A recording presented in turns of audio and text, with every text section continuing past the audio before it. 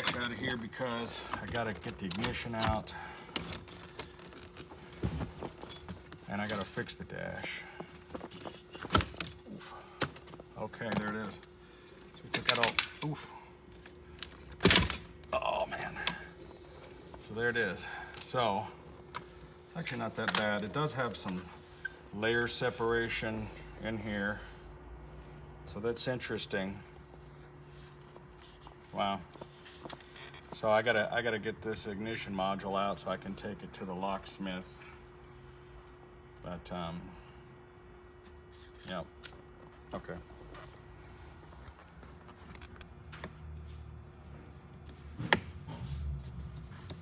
This is hard to do one-handed,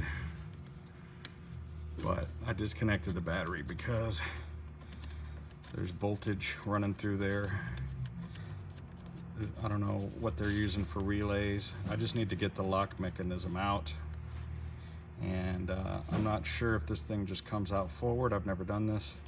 See, the key that's in here now doesn't go to this car, it goes to a different car, but it was close enough. See, it happened by accident. The guy that I bought the car from, he said, man, this key is not working right. And then it worked. And he goes, oh, I just realized this is the key to my other Rolls-Royce Silver Shadow that he has. And by the way, somebody in the comments was telling me, they go, this car is not a Silver Shadow, it's a Corniche, it's made from a whatever. I want to show you something here in just a second. There's a badge on the firewall that says Silver Shadow. Take a look at this. I found this on the firewall here. It's too bright. There we go. Rolls-Royce Silver Shadow.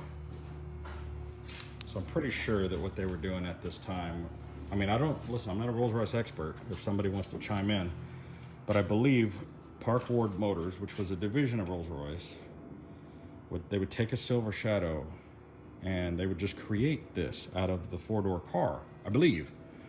In the same way that you know, coach builders like Miller Meteor, S&S, they would take a Cadillac Series 75 stretch chassis and then coach build the doors and the roof line to make a hearse or a limousine.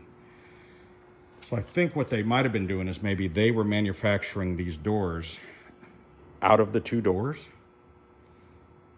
Is that possible? Like, I wonder if I took this apart and looked, is there like a weld line or something maybe where they put this door and they welded this door in?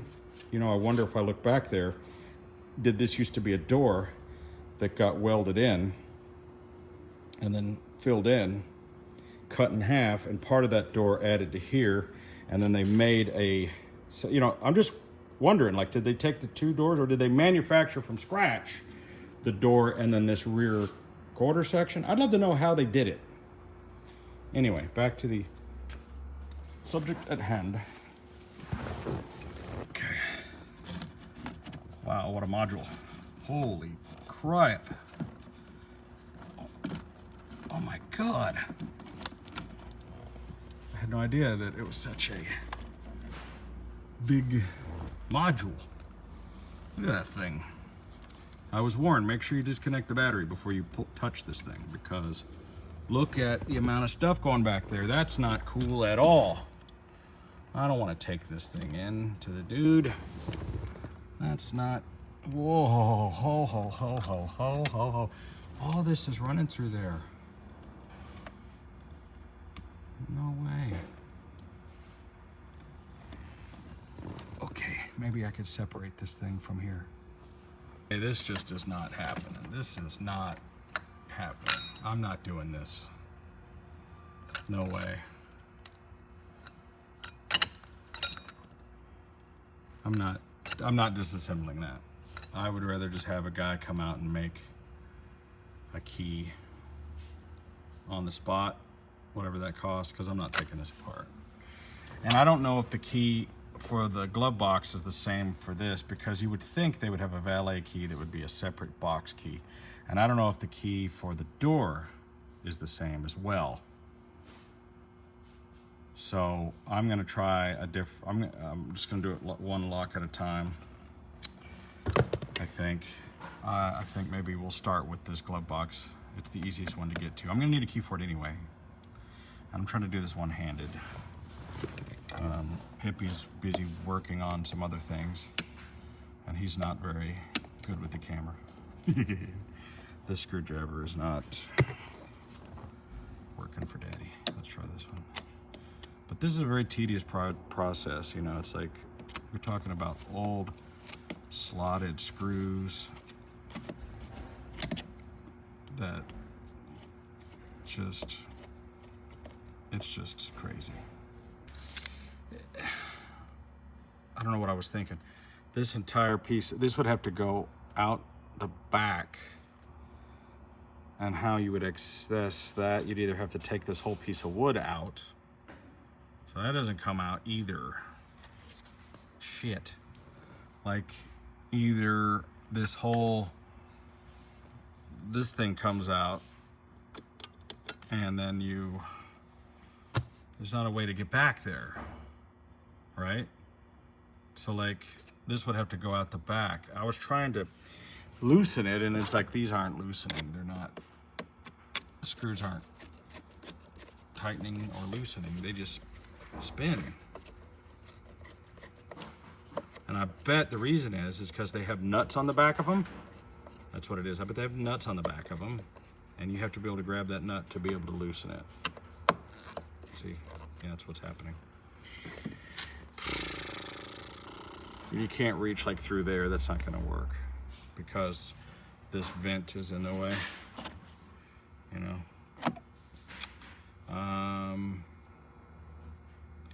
And like I said, there's probably a different key. So I think the next logical thing is going to be the trunk. And the problem with that is the trunk lock is in bad shape. So the next thing after that would be to remove this door panel and get that lock out. Good Lord. This janky ass bunch of screws. You've got slots and some stripped out Phillips. And then this mechanism, you know. And it's one of those things like, just really shouldn't mess with it. But I need to be able to get, and who knows if this isn't a different lock. Again, I need to get a key for it. Dude charges 45 bucks. You know. This didn't need to come off of there, but it did. And looks like, you know what's interesting? It's the inside of this is that greenish blue color, right? And so I found that same color over here. So that must have been the original chassis color. But then it was also painted this beige color, because clearly I'm finding that color. So it's been painted at least 3 times. It started off this greenish blue seafoam kind of a color. And then at some point it was beige, unless this is just filler.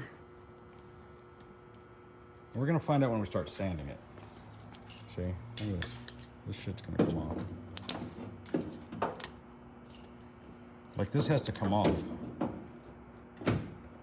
Right, I'm sorry I did that, but this has to be, you know, that has to come off. All this stuff has to be really ground down. And if you use filler, that's a pretty small socket. You're gonna need an extension. Sorry we didn't record that, but I was busy. So, here, you wanna try to record me without touching any buttons? Yes, my camera work is getting better. Is it? Yes, yeah, got you in frame and everything, man. You don't have an iPhone, so you don't know how to work on it. Well, no, I just got clumsy hands, and all your buttons are on the bottom, and that's where I was holding it, and I was just hitting buttons. I wish they had like a screen lock feature that you could just, you know, hit record and then lock it. like lock the screen.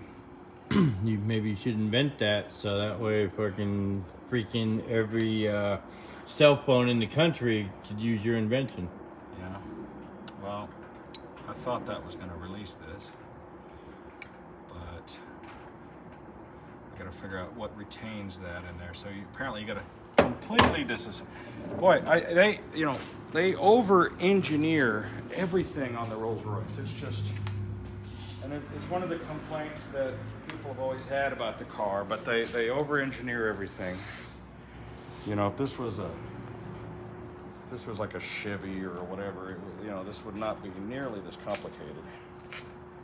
And but I mean, you know, that's why these cars are so robust and they last as long as they do, because they're built in a way that they just don't, you know, don't fail the way other cars do. I mean, this car. Did they have metric in 1973? I'm trying to think. I think they were trying to get us to go to the metric system in the 70s. Well, they had another type of British. I forgot what it's called. They had a different type. Somebody will tell me in the comments.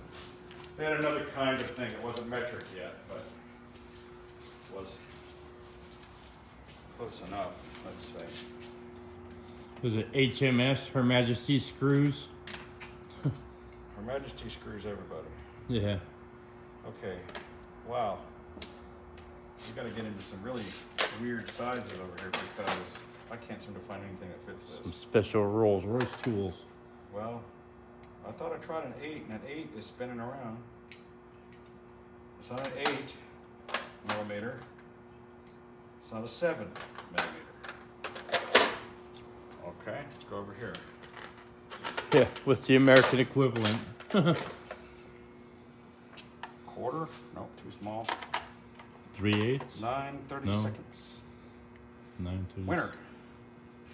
It's a 9 and 3/2. 9/32. Huh? Here's my ratchets. This thing is ratchet. Luckily I have, you know, every tool. Pretty much. Yeah, it helps.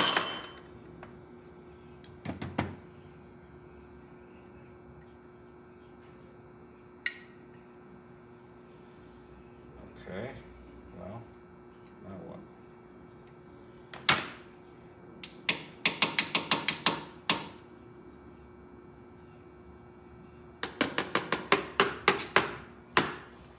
See, now I have to go get one of these.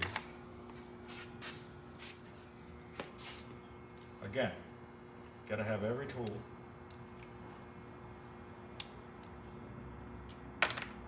This is what makes Harbor Freight so great. I don't know, they don't have Harbor Freight in every country, I don't think. But the parts are so cheap that I literally just went to Harbor Freight and I just bought everything. And I know that sounds like it's a lot of money. It was. I probably spent about $10,000 or more. I mean, well, all of these, this toolbox, I think these are like $1,300 a piece for each cabinet. The main thing was, I forget how many, 3,000. I can't remember how much it was, but it was so many thousands of dollars. I think it's 5. But I basically just, I'm trying to keep those in line. I just went and bought. I said, just give me one of everything. See, now this needs a goofy little tiny flathead, which I have over here. But if you're gonna be in this hobby or business, be it, you gotta have tools. And you know, there's people out there that they believe in particular brands, and there's certain stuff that you got to have with the really good tools, precision tools. And then there's other stuff like you can't screw up a hammer or an anvil, basically. You know, it's like that kind of stuff. There's no sense paying the big bucks for it. There really isn't. When it comes to screwdrivers like these, I mean, these are the Icon screwdrivers, which is like, but they're $50 for the whole pack. You know, if you were buying Snap-on screwdrivers, they'd be really expensive, you know? Yeah. Okay, look at that. After all of that effort, there it is. So, as long as nobody touches any of this stuff, I can take this lock and to the locksmith, and he can easily make me a key for this. If I need a key for the trunk anyway. But if it's one key for everything, I'll be golden. If they've been changed or they're different, I'll have to do this for every single module. But at least I'll have a key for the trunk.